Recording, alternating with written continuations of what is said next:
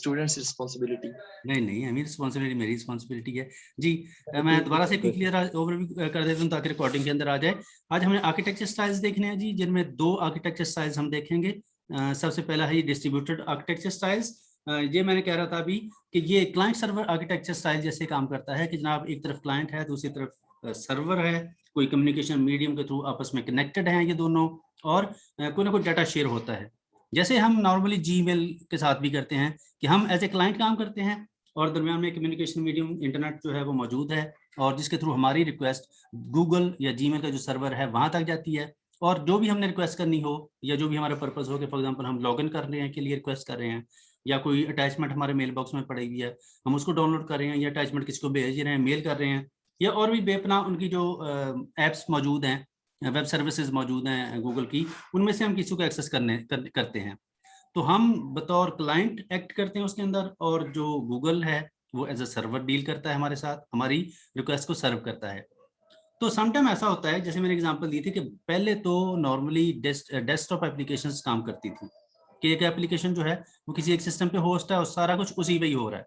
जैसे आमतौर पे अब भी हम देखें तो लाइब्रेरी मैनेजमेंट सिस्टम के अंदर ऐसे ही होता है कि लाइब्रेरी का मैनेजमेंट सिस्टम का जो सॉफ्टवेयर है वो एक पीसी पे इंस्टॉल होता है, और वो पीसी पड़ा लाइब्रेरी के अंदर, और लाइब्रेरियन जो है वो उसी सिस्टम पे ही सारा कुछ करता है, यानी कि वो क्लाइंट भी है, सर्वर भी है, सारा कुछ ही है। ठीक है, उसके लिए अलग से कोई कम्युनिकेशन मीडियम नहीं चाहिए होती। लेकिन जब से कम्युनिकेशन मीडियम आ गया जैसे वायरलेस या इंटरनेट, तो तब से डिस्ट्रीब्यूटेड का कॉन्सेप्ट बहुत आ गया। चीजों को डिस्ट्रीब्यूट कर देना, डिवाइड कर देना एक से ज्यादा पार्ट्स के अंदर। ठीक है, मिसाल के तौर पे वो कैसे, आपको पता होगा जी, किसने हैंड रेज किया हुआ है? अली हसन ने। Yes sir. सॉरी सर, वो पहले करती है सर वो पहले का किया, वो भूल गया था ये तो। अभी लो। अच्छा, बाजू नीचे कर लो, थक गई होगी अब। अच्छा जी, डिस्ट्रीब्यूटेड में आपको पता है समटाइम अब मल्टीनेशनल कंपनीज जो हैं उनका दौर है। ऐसी कंपनीज जो कि पूरी दुनिया के अंदर ऑपरेट कर रही होती हैं अपने बिजनेस के अंदर, कि मिसाल के तौर पे कोई कंपनी है उसका हेड ऑफिस न्यूयॉर्क के अंदर होगा, ठीक है, और उनके जो फॉर एग्जांपल रीजनल ऑफिसेज हैं वो डिफरेंट रीजन्स के अंदर या डिफरेंट कंट्रीज के अंदर मौजूद होते हैं, जो कि वहाँ के बिजनेसेस को रन कर रहे होते हैं, और जितना भी डाटा है, फीडबैक है, वो सेंट्रल लोकेशन जो पीछे न्यूयॉर्क में सर्वर पड़ा होगा वहां तक जाएगी सारी। ठीक है, पाकिस्तान के अंदर भी ऐसे ही हो रहा है कि बहुत सारे बड़े ग्रुप्स हैं जिनके डिफरेंट तरह के बिजनेसेस हैं। मिसाल के तौर पे जो बड़ी टेक्सटाइल इंडस्ट्री है, मिसाल के तौर पे निशात का आप एग्जांपल ले लें, या सतारा ग्रुप का ले लें। आपको पता है सतारा ग्रुप जो है वो काफ़ी बड़ा ग्रुप है और उनके बहुत सारे प्रोजेक्ट्स हैं। वो सिर्फ कपड़े का ही काम नहीं करते बल्कि और केमिकल्स, डाइंग, एनर्जी प्रोड्यूसिंग का, और इस तरह के फॉर एग्जाम्पल टेक्सटाइल इंडस्ट्री की बहुत सारे बिजनेसेस हैं। तो अब ये सारा कुछ जो है उनका वो एक लोकेशन पे नहीं पड़ा हुआ। एक फैक्ट्री उनकी मिसाल के तौर पे शेखुपुरा में है, दूसरी फैसलाबाद के अंदर है, तीसरी लाहौर के अंदर है। ठीक है, और हेड ऑफिस हो सकता है उनका गुलबर्ग के अंदर कहीं मौजूद हो। तो वहां से तमाम चीजें जो हैंडल हो रही हैं।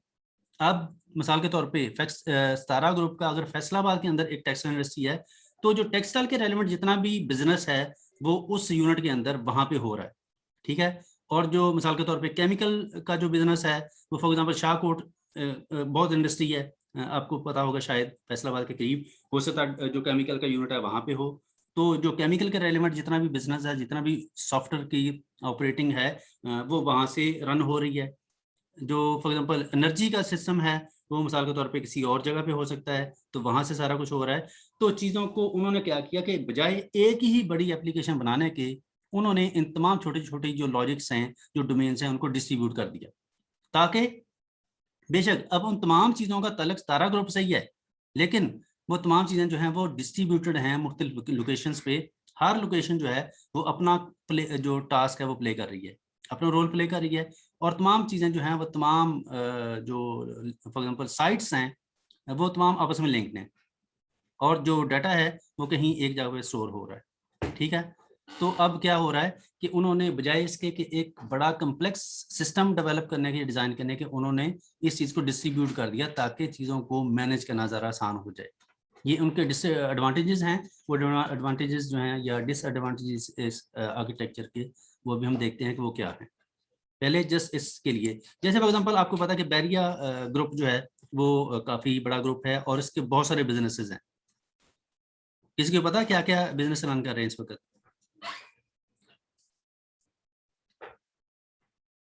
बैरिया वाले क्या क्या बिजनेस रन कर रहे हैं, कुछ पता है किसी को?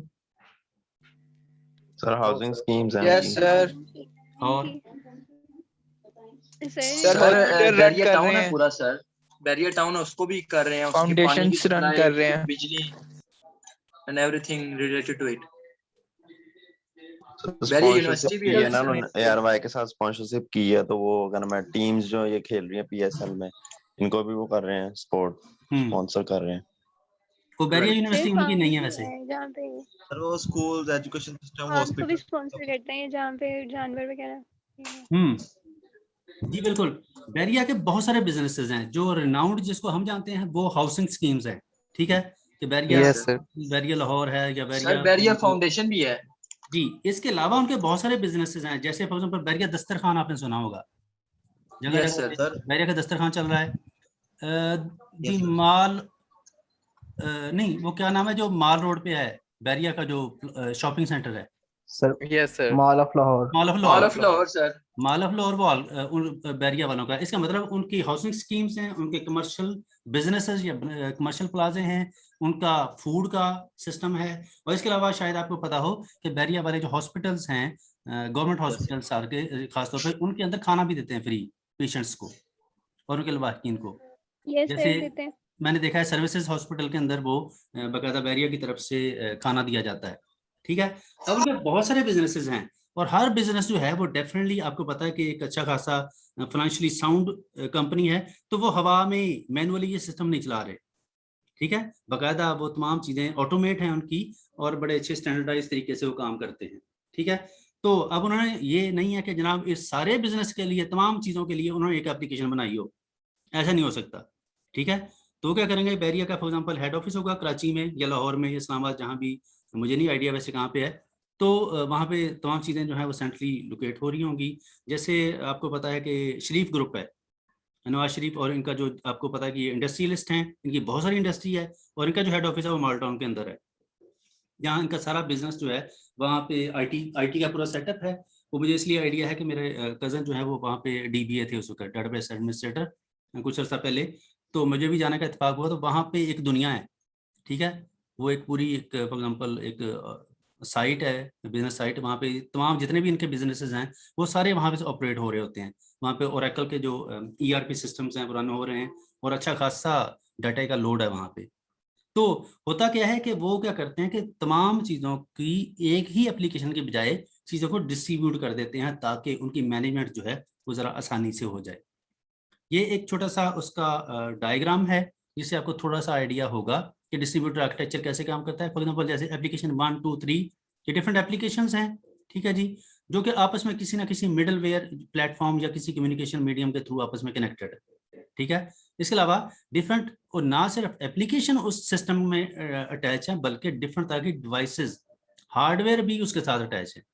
अब ये डिस्ट्रीब्यूटेड का एक फायदा ये है कि इसमें डिफरेंट तरह के हार्डवेयर जो हैं वो इन्वॉल्व हो सकते हैं। ये बिल्कुल ऐसे ही है कि जैसे आपने वेबसाइट बनाई, वेबसाइट बना के आपने लॉन्च कर दी, तो अब कोई वेबसाइट जो है वो फॉर एग्जांपल आप ये अगर आप ये रिस्ट्रिक्ट कर दें कि जनाब मेरी वेबसाइट जो है वो सिर्फ लैपटॉप से एक्सेस होगी और कहीं से नहीं हो सकेगी, तो ऐसी एप्लीकेशन जो है या ऐसा सॉफ्टवेयर फौरन फ्लॉप हो जाएगा, क्योंकि लोग जो हैं उनके पास, हर के पास टाइम नहीं है कि अपना लैपटॉप खोल के काम करें।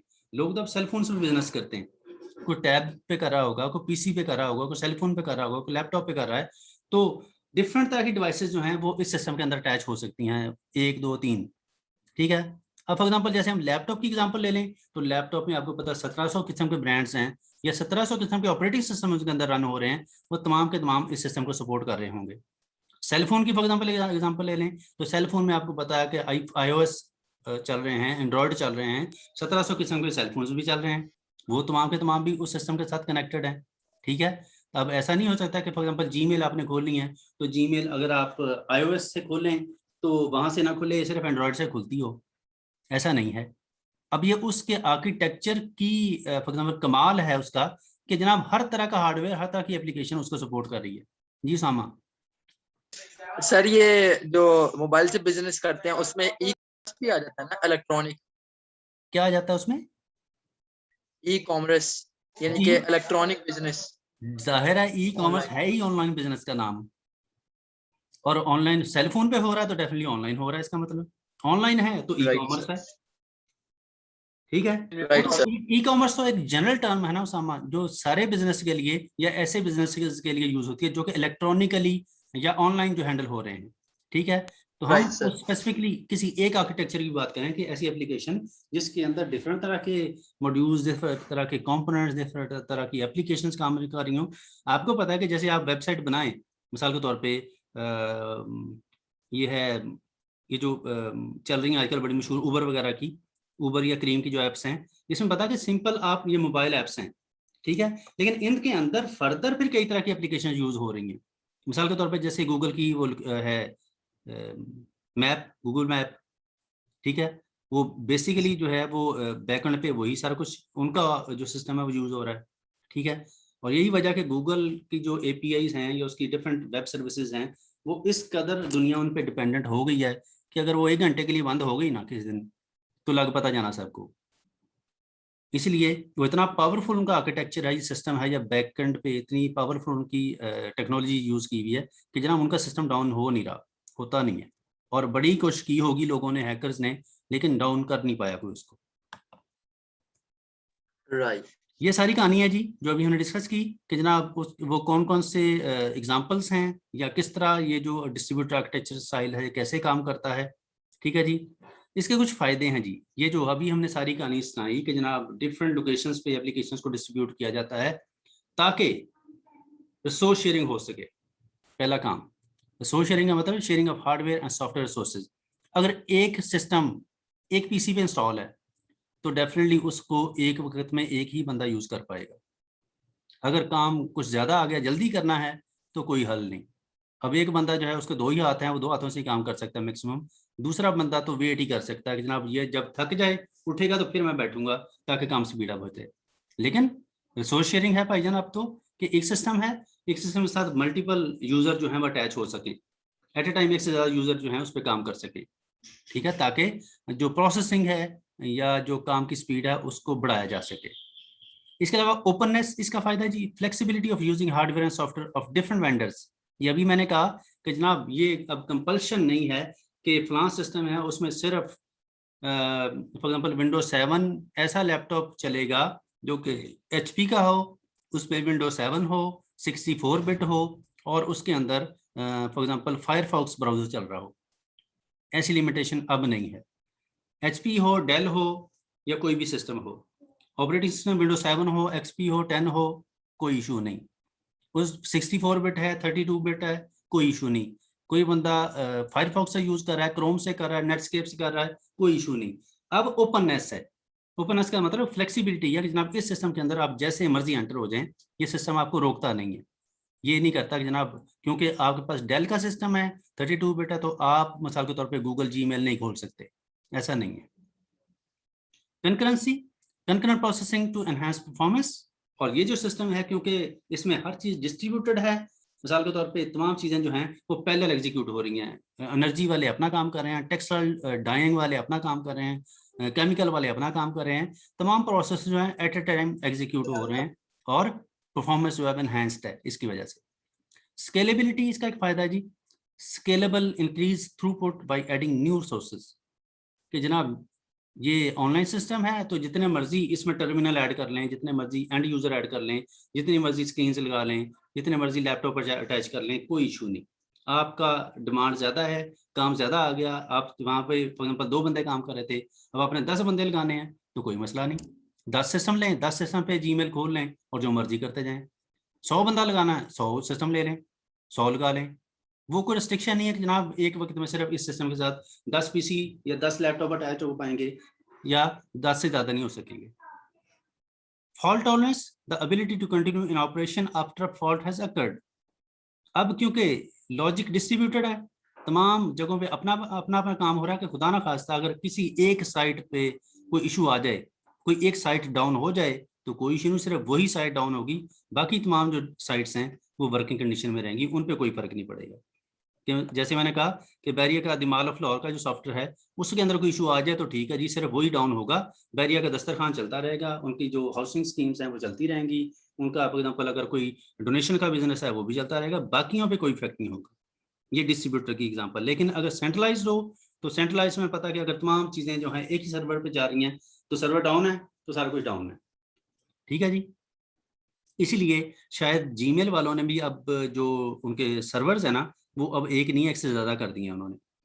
ठीक है, जैसे पाकिस्तान इंडिया इन लोगों का कोई एक सर्वर होगा, यूरोप वालों को अलग होगा, अमेरिका का अलग होगा, तो खुदा न खास्ता अगर किसी एक तरफ कोई इशू आए तो बाकी दुनिया तो मुतासर ना हो, बाकियों बिजनेस चलता रहे।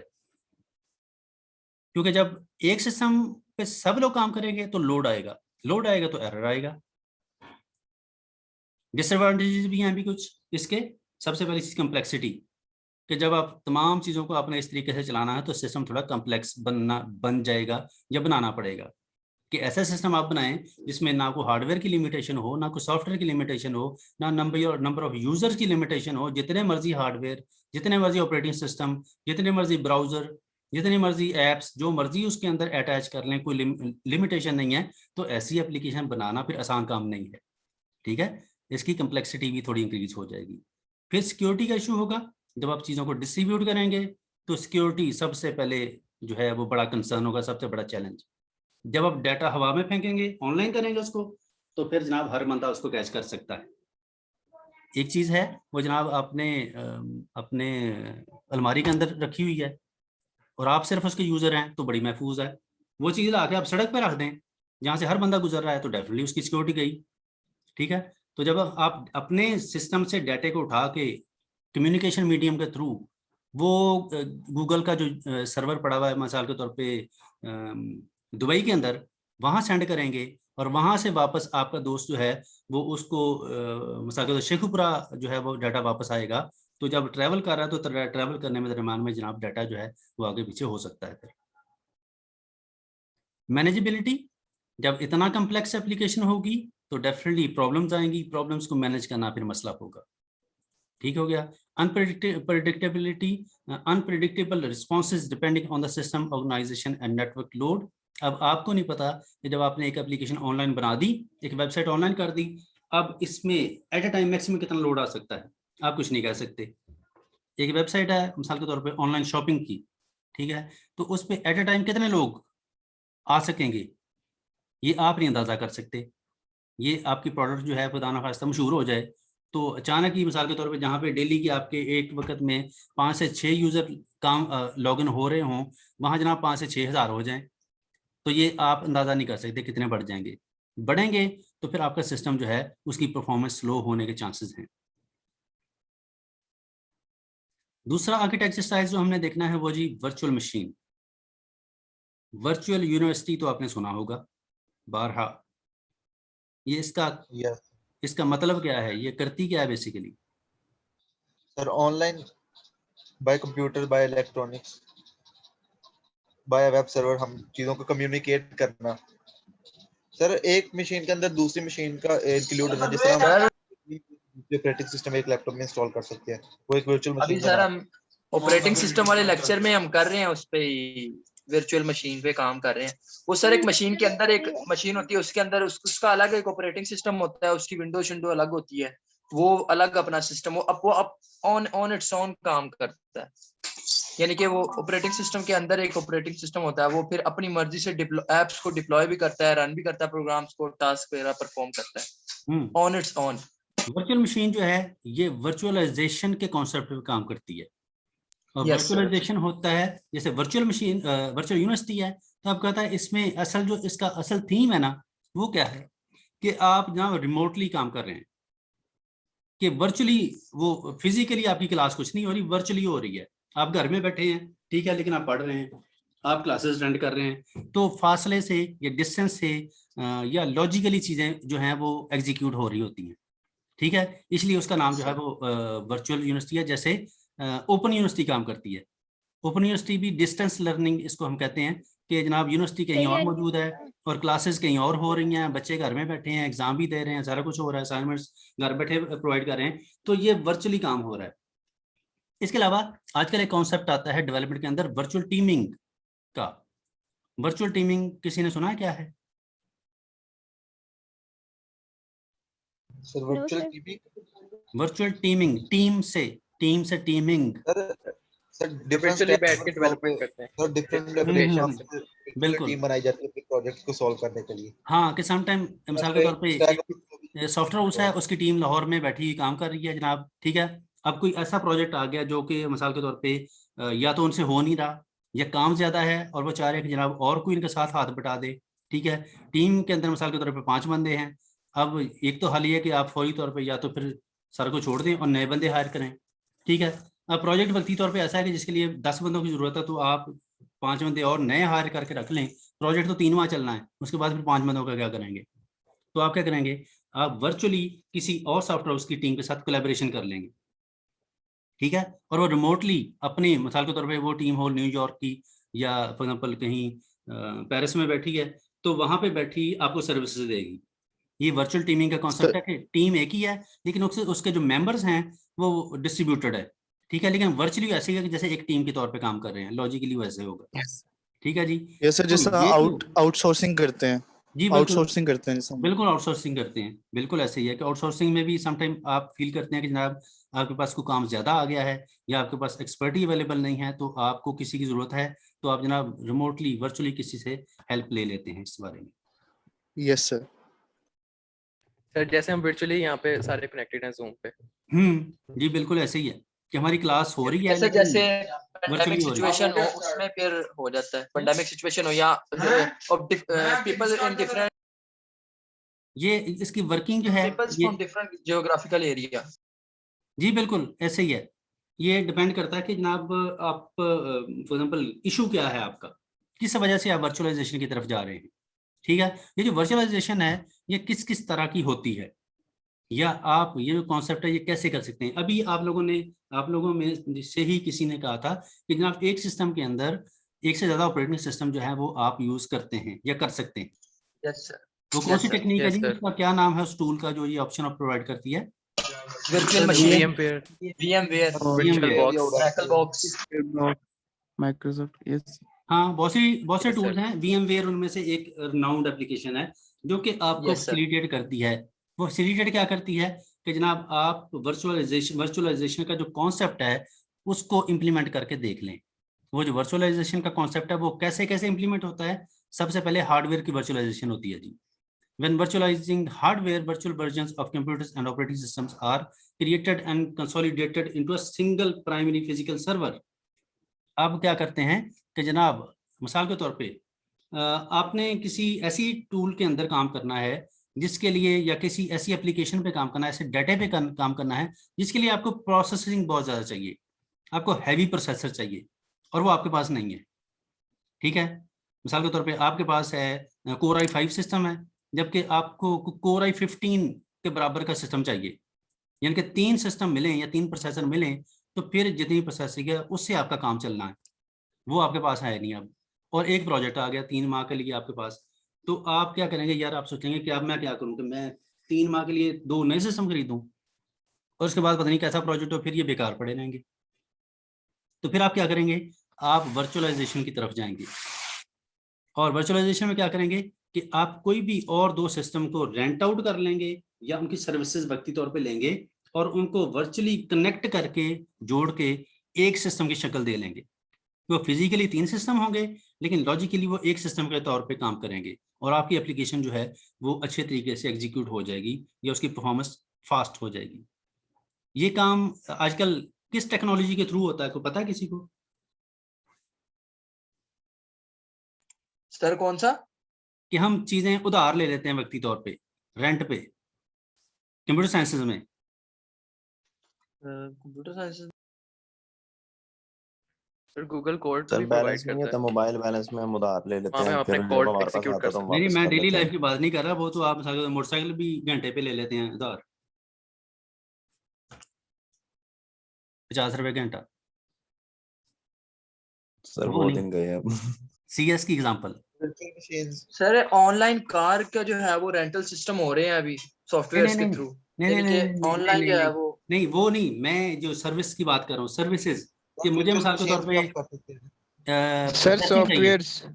मुझे तो कुछ virtual स्पेस machine चाहिए, VMware मेरे पास सर डाटा है गूगल फॉर एग्जांपल, कोलैब या ऐसा हो कि मिसाल कोलैब के जो तौर पे है मेरे पास है 1 टेराबाइट की हार्ड ड्राइव है, ठीक है। मुझे कहीं से अचानक मिल गई फ्री में, अब बेकार पड़ी हुई है, मेरा इतना यूज़ है नहीं, मेरा यूज़ है फॉर एग्जांपल है 5 GB का, बाकी जो है वो 995 GB फ्री पड़ी हुई है। तो मैं चाहूँ यार मैं इसको कहीं, ऐसा नहीं कोई ऐसा सिस्टम है कि मैं इसको कहीं दे के रेंट पे, तो सिस्टम मेरे सिस्टम ड्राइव है मेरे सिस्टम में लगे जाए, लेकिन लोग उसको यूज़ करते हैं, मुझे पैसे दें इसकी। सर Yes, sir, GitHub है यस सर, वो क्लाउड स्टोरेज और मीडिया हम फायर। वेबसाइट होस्ट करते हैं बिल्कुल, अपनी website. Cloud yes sir, cloud storage और मीडिया फायर मेगा क्लाउड भी जो है है सर। वो आजकल टेक्निक की ऐसी टेक्नोलॉजी है जो कि आपको ये काम करने की सहूलत देती है कि जनाब आप क्लाउड के जी थ्रू सर। डिफरेंट सर्विसेज ले सकते हैं, उनमें हार्डवेयर की सर्विस भी है। ठीक है, ये क्लाउड बेसिकली काम ही ये है कि उन्होंने जनाब डिफरेंट तरह के रिसोर्सेज हैं उनको कनेक्ट कर दिया है। ठीक है, आप भी उसमें कनेक्ट हो जाएं और आपकी जो भी ज़रूरत है आप उस ज़रूरत को वहाँ से वक्ती तौर पे करके ले लें। ठीक है, और जब मिसाल के तौर पे आपकी जो है वो ज़रूरत पूरी हो जाए उसको रिलीज कर दें रिसोर्सेज को। ठीक है, तो गूगल क्या कर रहा है, ये काम कर रहा है ना कि गूगल के पास ऐसी टेक्निक या टेक्नोलॉजी है जिसके थ्रू वो बहुत ज़्यादा डाटा जो है सेव कर सकते हैं। तो उन्होंने क्या किया जनाब, आपको शुरू में पता कि पहले सिर्फ जीमेल होती थी, ठीक है, या वहाँ पे बहुत सारा डाटा हम अपलोड करते थे, फिर उन्होंने फील किया कि नहीं यार ये काम सही नहीं, फिर उन्होंने जनाब वीडियोज़ के लिए सेपरेट यूट्यूब बना दी कि जनाब अगर आपने वीडियो करनी है अपलोड और आपको पता है कि वीडियो का साइज़ बहुत ज़्यादा होता है, और समटाइम आपको भी पता है कि जो कुछ स्पीचेस होती हैं या इस तरह की जो चीज़ें हैं वो 2-2 ढाई घंटे की वीडियो भी होती है, तो ये तो बहुत ज़्यादा साइज़ जो है। अब आप फील करें कि जनाब हर बंदे ने यूट्यूब पे चैनल बनाया हुआ है, हर बंदा कुछ ना कुछ अपलोड कर रहा है, तो किस कदर उनके हैवी डाटाबेसेस होंगी उनकी, या स्टोरेज डिवाइसेस होंगी जहाँ पे डाटा सेव हो रहा है। तो वो क्या कर रहे हैं, वो हमें सर्विस दे रहे हैं कि जनाब हमारे पास फ्री स्पेस अवेलेबल है, अगर आपकी ज़रूरत है तो आप हमसे खरीद लें। इनिशियली वो फ्री के तौर पे हमें कुछ देते हैं 10-20 GB, और अगर आप उससे ज़्यादा यूज़ करना चाहें तो मिसाल के तौर पे गूगल ड्राइव पे चले जाएं, गूगल ड्राइव उससे भी ज़्यादा ज़रूरत है तो फिर आप उनसे खरीद लें। ठीक है, और इसके अलावा और भी बहुत सारे बिजनेस हैं उनके। तो हार्डवेयर वर्चुअलाइजेशन हो सकती है कि आप जनाब एक से ज़्यादा हार्डवेयर को एक से ज़्यादा हार्डवेयर जो है उनको एक हार्डवेयर के तौर पे शो कर लें, और इसी तरीके से एक हार्डवेयर को एक से ज़्यादा हार्डवेयर के तौर पे डिस्ट्रीब्यूट भी कर सकते हैं आप, जो कि VMware की एग्जांपल है। उसमें क्या करते हैं कि मिसाल के तौर पे आपको आपके सिस्टम में Windows 7 इंस्टॉल है और आपको एक असाइनमेंट मिल गई यूनिवर्सिटी की तरफ से कि जनाब आपने ये जो असाइनमेंट है ये यूनिक्स के अंदर करनी है। अब यूनिक्स के लिए एक नया सिस्टम हो तो उस पर यूनिक्स इंस्टॉल की जाए और उस पर आप अपनी असाइनमेंट करें। अब असाइनमेंट तो एक है जो कि एक हफ्ते का काम नहीं है फॉर एग्जांपल, तो उसके लिए फिर आप नया सिस्टम लेंगे। तो फिर आप क्या करते हैं, ये वर्चुअलाइजेशन के से फायदा उठाते हैं कि आप अपने एक सिस्टम को लॉजिकली 2 सिस्टम के अंदर डिवाइड कर देते हैं। वो जो VMware है वो आपके एक ही सिस्टम को, एक हार्डवेयर को लॉजिकली 2 हार्डवेयर में तब्दील कर देता है, और एक पे आपकी Windows 7 चल रही है और दूसरे पे यूनिक्स चल रहा है। ठीक है, तो ये वर्चुअलाइजेशन का कॉन्सेप्ट है ये, या हार्डवेयर की वर्चुअलाइजेशन है। फिर सॉफ्टवेयर की वर्चुअलाइजेशन, इसी तरीके से आप सॉफ्टवेयर की वर्चुअलाइजेशन भी कर सकते हैं कि सॉफ्टवेयर मिसाल के तौर पे आपको कोई ऐसी एप्लीकेशन चाहिए जो कि जिसमें प्रोसेसिंग आपको चाहिए या ऐसा कोई रिसोर्सेज चाहिए, तो आप वर्चुअली डिफरेंट एप्लीकेशंस के साथ कनेक्ट होके अपना काम जो है वक्ती तौर पे निकाल सकते हैं, बजाय इसके कि आप कोई एप्लीकेशन जो है उसको खरीदें या उसका लाइसेंस खरीदें, और काम का आपको मिसाल के तौर पे आपको प्रोजेक्ट मिला हुआ है जो कि है 50,000 का और लाइसेंस मिलता है जनाब 3 लाख का, तो डेफिनेटली आप ये कभी भी नहीं सोचेंगे यार 50,000 का प्रोजेक्ट तो इसके लिए मैं 3 लाख का लाइसेंस खरीदूं पहले। तो फिर आप सॉफ्टवेयर वर्चुअलाइजेशन की तरफ जाते हैं कि जनाब ऐसा कोई पैचअप नहीं हो सकता कि मैं किसी के साथ मिलकर रिमोटली काम कर लूँ, कोई बंदा जो है वो मुझे रिमोट एक्सेस दे दे, वर्चुअल एक्सेस दे दे, और मैं जनाब इधर बैठा ही अपना काम करता रहूँ। स्टोरेज वर्चुअलाइजेशन, अभी मैंने आपको बताया कि जनाब स्टोरेज जो है उसकी वर्चुअलाइजेशन हो सकती है। सम टाइम ऐसा होता है कि जैसे होते हैं ना मल्टीमीडिया के प्रोजेक्ट्स, जैसे फिल्म्स के अंदर आपको पता है कि ग्राफिक्स पे बहुत काम होता है, जैसे एवाटार या इस तरह की जो फिल्म्स हैं जिनमें ग्राफिक्स का बहुत ज़्यादा काम हुआ है, तो ऐसी फिल्म्स या ऐसी एनिमेशंस जो है, ये क्योंकि डाटा ही है, डाटा की टाइप है जो वीडियो है या एनिमेशंस, तो ऐसे डाटा को प्रोसेस करने के लिए समटाइम बहुत ज़्यादा प्रोसेसिंग या एक बड़ी हार्ड ड्राइव की ज़रूरत पड़ती है। ठीक है, तो अब वक्ती तौर पे अगर आपने किसी एनिमेशन को कंपाइल करना है या उसको प्रोसेस करना है तो वक्ती तौर पे आपको बड़ी स्टोरेज डिवाइस चाहिए, तो फिर आप क्या करते हैं, एक से ज़्यादा स्टोरेज हार्ड ड्राइव जो हैं उनको लॉजिकली कनेक्ट कर देते हैं, और लॉजिकली आपका जो सिस्टम है वो आपको शो करता है कि जनाब ये 5 हार्ड ड्राइव जो हैं ये आपके पास जुड़ी हुई हैं और ये एज ए एक ड्राइव कर रही हैं, उसका साइज जो है 5 टेराबाइट है, जबकि पीछे उसके 5 सेपरेट हार्ड ड्राइव्स होंगी। ठीक है, तो स्टोरेज की वर्चुअलाइजेशन भी हो सकती है। आप किसी से स्टोरेज की जो फैसिलिटी है वो रेंट पे ले सकते हैं, पेमेंट पे ले सकते हैं, फ्री भी अवेलेबल हैं बहुत सारे सोर्सेज, लेकिन यानी कि वर्चुअलाइजेशन जो है वो स्टोरेज की भी होती है।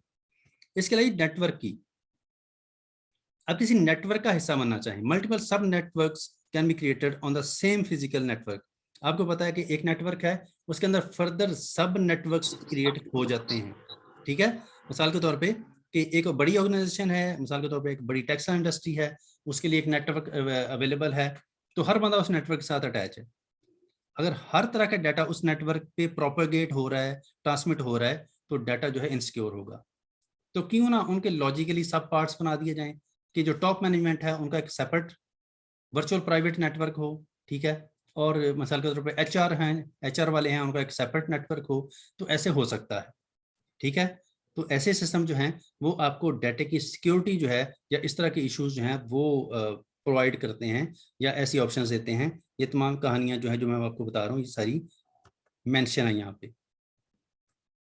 सिक्योरिटी फॉर एग्जांपल कि ये आप नेटवर्क के अंदर नेटवर्क क्यों बनाएंगे, आपको क्या जरूरत है ये खिचड़ी बनाने की, ये इसका डेफिनेटली कोई ना कोई पर्पस होगा, और वो जो पर्पस प्राइम पर्पस है वो बेसिकली आपकी जो है वो डेटा सिक्योरिटी है या नेटवर्क सिक्योरिटी है, कि आप हर बंदे को उस नेटवर्क में नहीं घुसाना चाहते।